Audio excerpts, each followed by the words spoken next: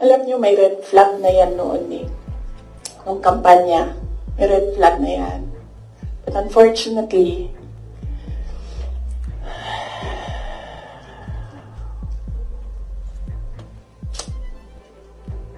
hindi ko naisip na gano'n kalala yung insincerity.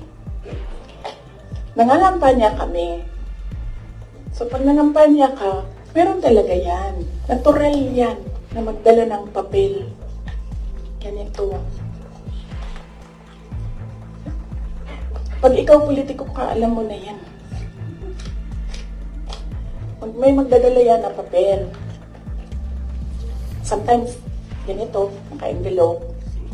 Sometimes, folded paper maliit. Iba-ibang, So, daming tao, may isang matandang babae. Dala siya. Tiningnan niya, ayaw niya tanggapin, ayaw niya kunin yung papel.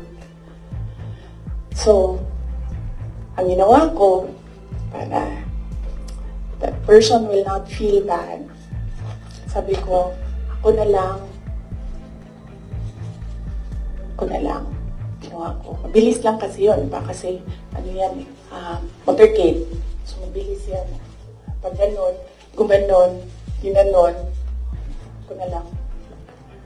Tapos, tinanong ko, may number. Sabi niya, meron. Pagbulit ko ka, alam mo na yan, dapat, diba? So, doon sa truck, binasa ko. 1 page lang naman, binasa ko. Simple. Request of 5,000 pesos for livelihood. Tumingin siya sa akin. Sabi ko, ako nang bahala nito. Maliit lang na bagay ito. Ako na. Sabi niya, okay, sige. Yan lang.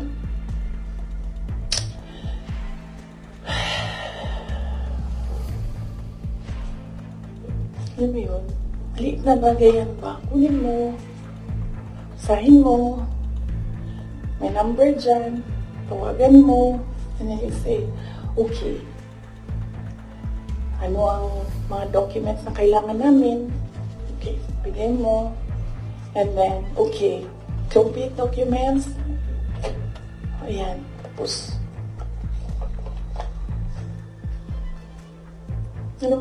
for some people, wala lang yung 5,000. But for other people, 5,000 is everything. And merong governor ngayon, hanapin niyo siya. Hindi siya nag-BBM. Kasi, at first ayaw niya sabihin. Kaya ayaw ko sabihin yung pangalan niya kasi ayaw niya talaga ikwento.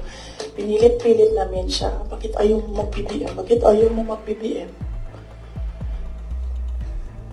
Ayaw ko sabihin kung sino yung kasama ko.